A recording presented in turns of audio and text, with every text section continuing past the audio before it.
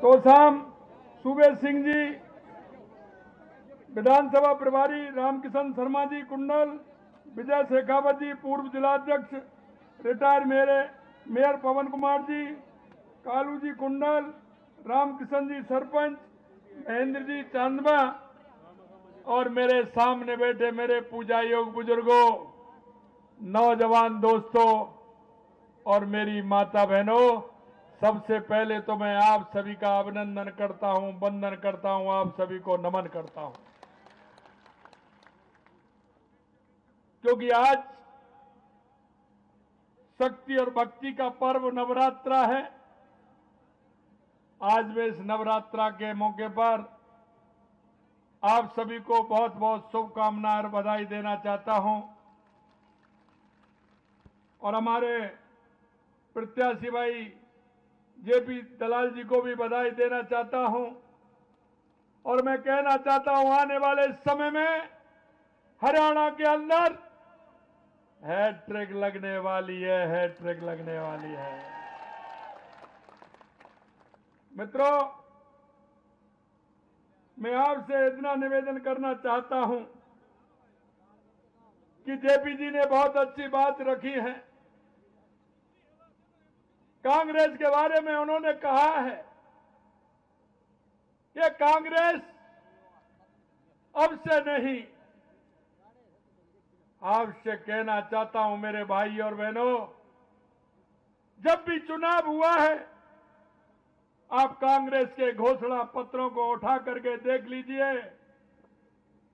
कि इन्होंने हमेशा घोषणा पत्र जिस तरह का चुनाव में आने से पहले दिया है, क्या किसी भी चुनाव में उस घोषणा पत्र को इसने पूरा किया है? आप उठा लीजिए इनके अब के नहीं 5 साल पहले, 10 साल, 15 साल, 20 साल, 25 साल, अब कभी भी इनका घोषणा पत्र उठा के देख लीजिए। और मैं आपसे इसलिए कहना चाहता हूं, आप सभी पढ़े लिखे हैं, जानते हैं, आपको वेबसाइट में इनके घोषणा पत्र मिल जाएंगे। और इन्होंने जब चुनाव आते हैं तो देश की और प्रदेश की जनता को किस तरह से ये सपने दिखाते हैं, लेकिन उसके बाद ये कहीं नहीं मिलते और ये झूठ और लूट की इन्होंने दुकान खोल रखी है, दुकान खोल रखी है। भाई और बहनों, मैं आपसे इतना निवेदन करना चाहता हूं कि आपने देखा होगा कि हरियाणा के अंदर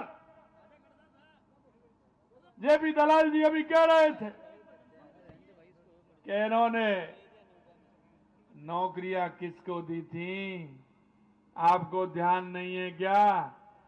किस तरह से इन्होंने नौकरियों में भ्रष्टाचार किया था, युवाओं को धोखे में रखने का काम इन्होंने किया था। और यही नहीं मेरे भाई और बहनों, अरे जमीनों का घोटाला कितना किया, जरा ये तो कांग्रेसियों से पूछ लो कि उन्होंने किस तरह के घोटाले किए थे।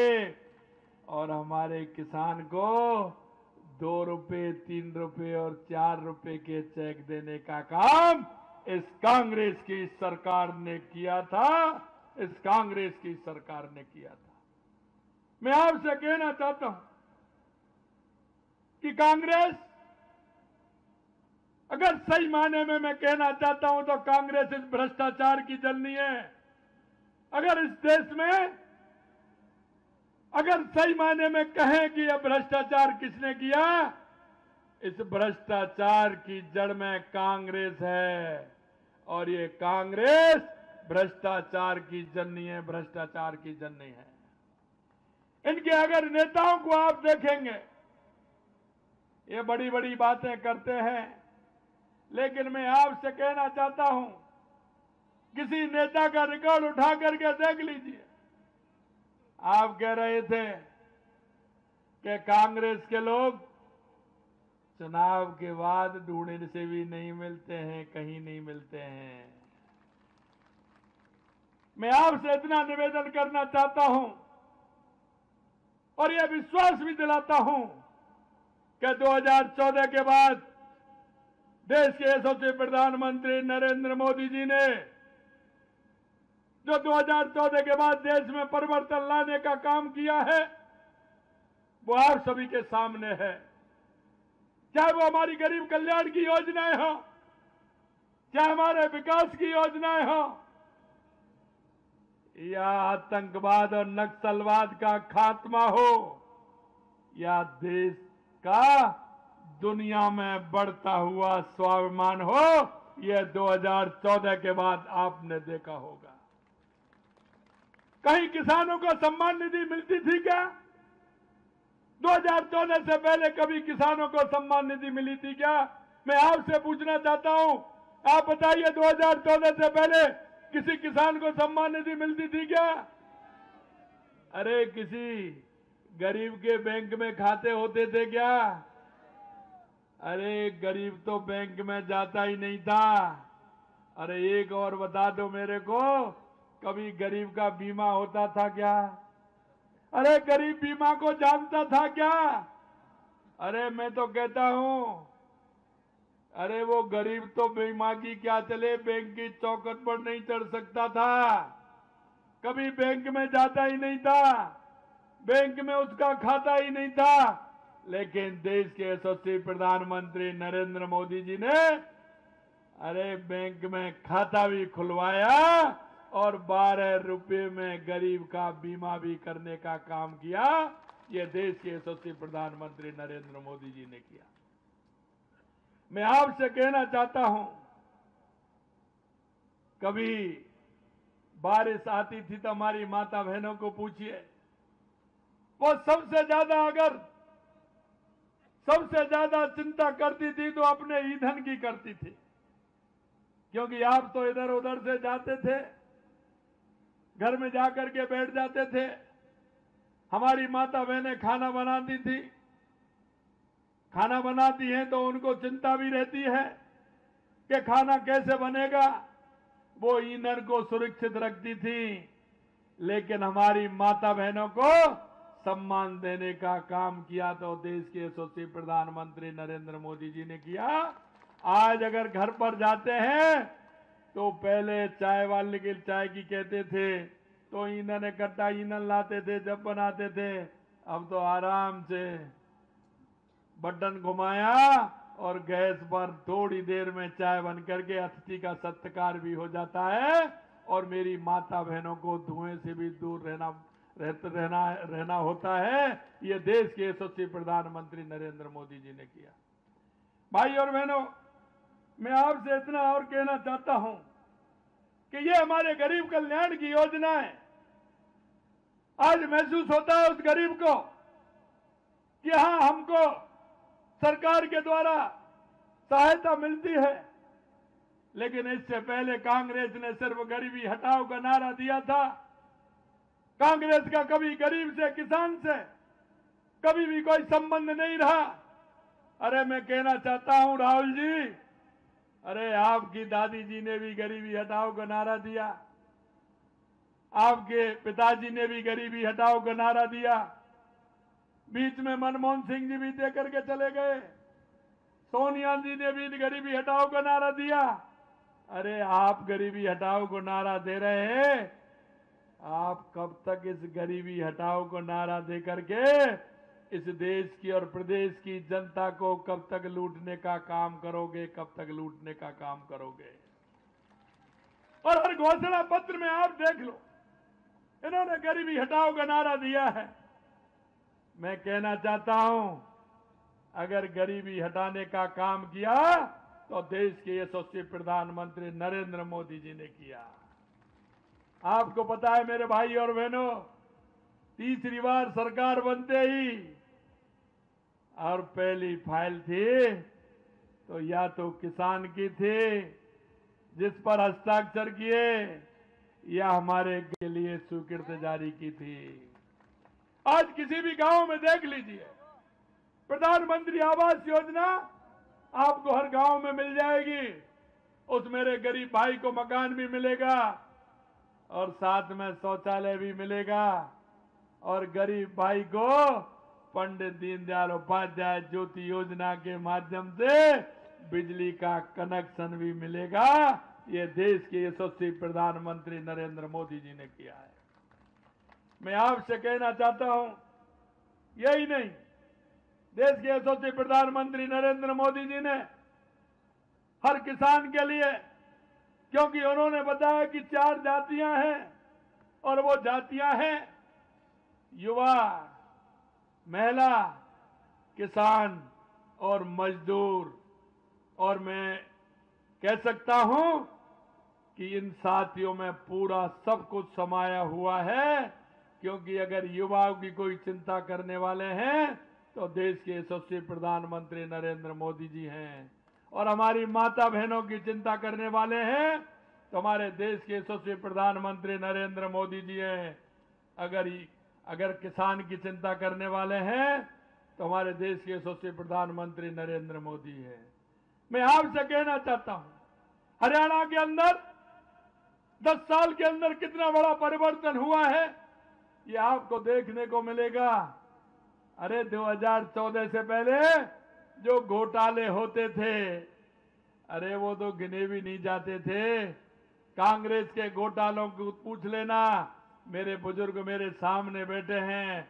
जरा वोट डालने से पहले एक बात जरूर सोच लेना और उन लोगों से कहना जो आज भी अंधेरे में हैं, क्या 2014 से पहले के पेपर निकलवा के देख लीजिए। आए दिन घोटालों की आवाज आती थी, लाखों करोड़ों रुपए के घोटाले होते थे। अरे जमीन में भी घोटाला होता था, आकाश में भी होता था और पाताल में भी घोटाला होता था। मैं आपको कहना चाहता हूं, क्या 10 साल के अंदर हरियाणा में कोई घोटाला आपने देखा है? किसी घोटाले को आपने सुना है? अरे वो घोटाले का पैसा किसका था जो पहले ये करते थे? वो आम जन का पैसा था। आज डबल इंजन की सरकार उस पैसे को गरीब जनता में लगाने का काम कर रही है, गरीब जनता में लगाने का काम कर रही है। मैं आपसे कहना चाहता हूं मेरे भाई और बहनों, कि आपने देखा होगा आज से 8.5-9 महीने पहले राजस्थान में भी कांग्रेस की सरकार थी। आपने देख लिया ना, क्योंकि आप पड़ोसी हैं, आपको भी पता होगा मेरे राजस्थान के युवा किस तरह से उनके आंखों में आंसू लाने का काम किया। हमारे उन किसान के पुत्रों को, हमारे उस मजदूर के पुत्रों को पेपर होते थे और पेपर आउट हो जाते थे। पेपर घोटाले कितने हुए? 19 में से 17 पेपर लीक करने का काम किया।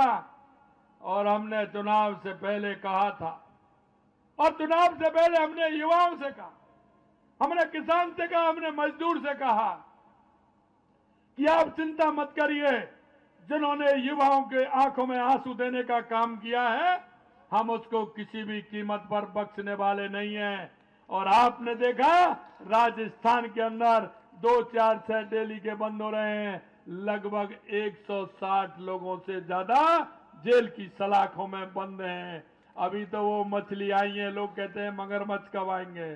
स्टार्टिंग हुई है। आने वाले समय में जिन्होंने घोटाला किया है राजस्थान में एक को भी नहीं बख्शा जाएगा, क्योंकि यह डबल इंजन की सरकार मोदी जी के नेतृत्व की सरकार है। मैं आपसे कहना चाहता हूं मेरे भाई और बहनों, आपने देखा होगा, क्योंकि हमारा किसान का बेटा, हमारा मजदूर का बेटा सीमा पर जाकर के देश की रक्षा करता है, देश की सेवा करने का काम करता है। आज राजस्थान, हरियाणा ऐसे जिले हैं जिसमें हर दूसरा तीसरा बच्चा राजस्थान और हरियाणा का देश की सीमा पर रक्षा कर रहा है। लेकिन मैं कहना चाहता हूं, वन रैंक वन पेंशन 40 साल हो गए, क्या कांग्रेस ने कभी उस पर सोचने का, विचार करने का काम किया? हमारे उस किसान के बेटों को अगर सोचने का काम किया वन रैंक और वन पेंशन का, तो देश के यशस्वी प्रधानमंत्री नरेंद्र मोदी जी ने किया। यह लोहारू की धरती किसान और जवान की धरती है, क्योंकि मेरे पड़ोस में भी आप देखते हैं सीमा लगी हुई है। मेरे झुंझुनू में, सीकर में, चूरू में, लोहारू में और इस इलाके में किसान का बेटा सीमा पर रहता है, सीमा पर रह के रक्षा करता है, सीमा पर। मैं आपसे यही कहना चाहता हूं, अगर ये भी काम किया तो देश के यशस्वी प्रधानमंत्री नरेंद्र मोदी जी ने किया। अरे मैं एक बात और कहना चाहता हूं, जिस तरह से हरियाणा के अंदर, जैसा मैंने बताया, शासनकाल में लूट हुई थी, ऐसे ही राजस्थान में भी हुई थी। हमने कहा हम उनको भी बख्शने वाले नहीं हैं। अब वो कह रहे हैं कि, अब वो कहते हैं कि सरकार एक किस तरह से काम करती है। मैं आपसे पूछना चाहता हूं, जो भ्रष्टाचारी है उसके खिलाफ कार्रवाई होनी चाहिए कि नहीं होनी चाहिए? अरे भ्रष्टाचारी को जेल में जाना चाहिए कि नहीं जाना चाहिए? भ्रष्टाचारी को अंदर जाना चाहिए कि नहीं जाना चाहिए? अरे जब केंद्र की सरकार और हमारी प्रदेश की सरकार काम करती है और जो ऐसे भ्रष्टाचारियों को अंदर करती है, तो ये कहते हैं कि ये तो बदले की भावना से काम कर रहे हैं। मैं कहना चाहता हूं मेरे भाई और बहनों, जिस आशा और उम्मीद के साथ जनता ने केंद्र की सरकार चुनी है, प्रदेश की सरकार चुनी है, क्या ऐसे भ्रष्टाचारियों को अंदर डालने का काम नहीं करना चाहिए? इसलिए हम कहते हैं, चाहे कुछ भी हो, हम भ्रष्टाचारियों को किसी कीमत पर बख्शने वाले नहीं है, ये भी हम कहना चाहते हैं। मैं एक बात और आपसे कहना चाहता हूं कि हमने किसान सम्मान निधि के अलावा हर किसान को उसकी किसान की आमदनी कैसे दुगनी हो। अरे आप तो बहुत भाग्यशाली हो, आपके यहां तो 24 फसलों को एमएसपी पर खरीदा जा रहा है। खरीदा जा रहा है कि नहीं खरीदा जा रहा है? पिछली साल हम आंदोलन कर रहे थे आपके बगल में, हैं? आपका बाजरा 2300 में गया था और हमारा बाजरा 1200 में गया था कि नहीं गया था? है? हमारा तो 1200 में गया और आपको 2400 में गया, अब तो 2600 में जाएगा। गया कि नहीं गया? और वहां किसकी सरकार थी जब? किसकी सरकार थी? किसकी सरकार थी? कांग्रेस की। इसीलिए मैं कहना चाहता हूं, और यही मैं फर्क बता रहा हूं आपके लिए, हमारे किसान के लिए और युवा के लिए। मैं मित्रों यही आपसे कहना चाहता हूं। एक बात और मैं अंत में कहना चाहता हूं मेरे भाई और बहनों, कि हमारा संकल्प है, और मैं आपको इसलिए कहता हूं कि जब मैंने कांग्रेस का कहा है तो भाजपा का भी कहूंगा। हमारा 2014 का देश के यशस्वी प्रधानमंत्री नरेंद्र मोदी जी के नेतृत्व में 2014 में हमारी सरकार आई थी, हमारा वो संकल्प पत्र भी देख लेना।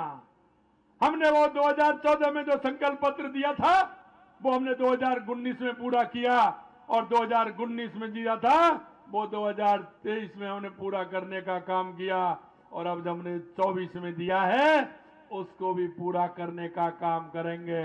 और मैं एक आपको विश्वास दिलाता हूं, हमारे हरियाणा सरकार का भी, भारतीय जनता पार्टी की सरकार का देख लेना, और राजस्थान में भी मैं आपसे कहना चाहता हूं, हमने जो संकल्प पत्र जनता के, राजस्थान की जनता के बीच में लेकर के गए थे, आज 8-8.5 महीने हुए हैं, हमने 50% हमारे संकल्प पत्र को पूरा किया है। 50% संकल्प पत्र को पूरा किया है। मैं दोनों के विचार में अंतर बताता हूं, वो इसलिए बताना चाहता हूं कि आजादी के समय पूरे देश ने आजादी लड़ी थी, एक नेतृत्व के रूप में लड़ी थी। लेकिन आजादी के बाद जिस तरह से कांग्रेस ने एक स्वार्थता की राजनीति की, हमेशा तुष्टीकरण के आधार पर राजनीति की, हमेशा भ्रष्टाचार के आधार पर राजनीति की।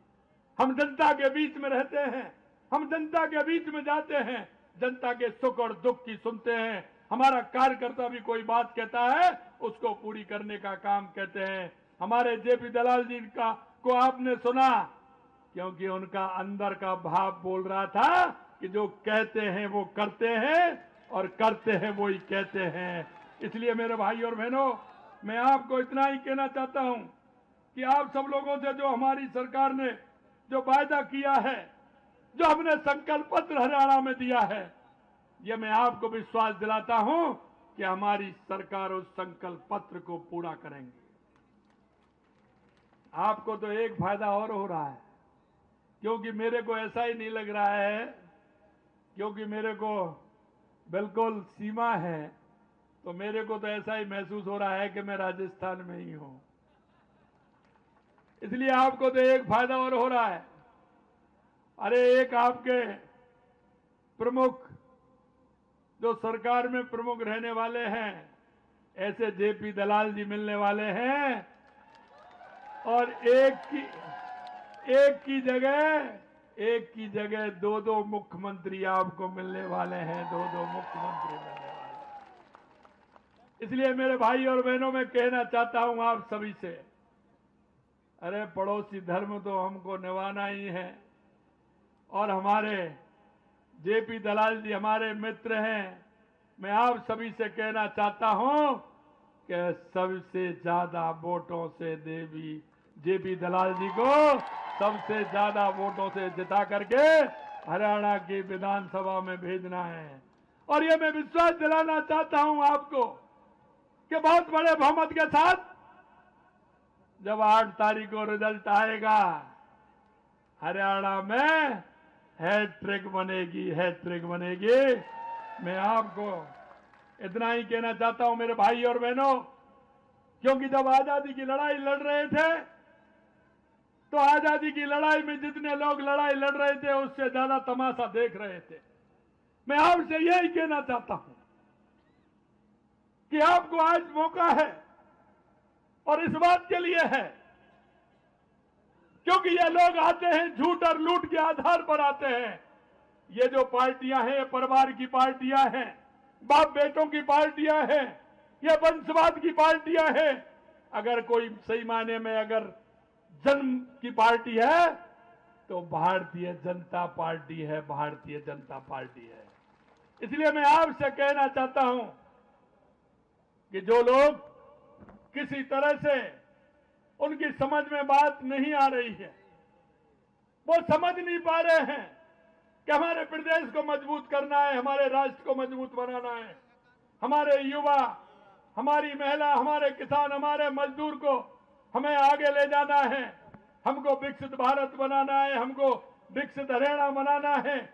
तो ऐसे लोगों को समझाइए, उनसे कहिए, आप इस तरह की बातों में मत आइए। 70 साल आपको देख लिया, 70 साल में सबसे ज्यादा राज किया तो इस कांग्रेस ने किया है। इनकी फितरत को आपने देखा है, इनकी भ्रष्टाचारी को आपने देखा है, इनकी झूठ को आपने देखा है, और ये तुष्टीकरण से चलने वाले लोगों को आपने देखा है। आप उन लोगों से कहिए और उनके पास जाइए कि ऐसे लोगों को छोड़ दीजिए, नहीं तो हमारे प्रदेश का भी भला नहीं होने वाला, देश का भला नहीं करने वाले लोग हैं ये। अगर कोई भला कर सकता है तो देश के यशस्वी प्रधानमंत्री नरेंद्र मोदी जी हैं, जो देश का और प्रदेश का भला कर सकते हैं। इसलिए भाई जेपी दलाल जी को एक एक वोट, किसी भी तरह से रिश्तेदारी में भी नहीं जाना है, कहीं जाना भी नहीं है। और मैं माता बहनों से कहना चाहता हूं, माता बहनें बड़ी संख्या में, उनसे कहना चाहता हूं, माता बहनें, मैं एक निवेदन आपसे करना चाहता हूं, और वो मैं ये करना चाहता हूं, पहले मतदान और उसके बाद जलपान। अरे सुबह की चाय तो पिला ले देना माता बहनों मेरी, सुबह की चाय तो पिला देना। लेकिन अगर कोई भी भाई अगर नाश्ता मांगे या भोजन मांगे तो उंगली पे निशान देख लेना। अगर उंगली पे निशान मिले तो उसको भोजन करा देना, और नहीं कहना कि पहले वोट डाल करके आइए उसके बाद आपको भोजन मिलेगा। आप सभी लोगों को, इतनी बड़ी संख्या में आप आए हैं, आप सभी ने जिस दिल की गहराइयों से मेरा स्वागत किया है, आप सभी को मैं बहुत बहुत धन्यवाद और साधुवाद देता हूं। आप सभी को बहुत बहुत धन्यवाद। जय हिंद, जय भारत, जय हरियाणा, जय राजस्थान। बहुत बहुत धन्यवाद।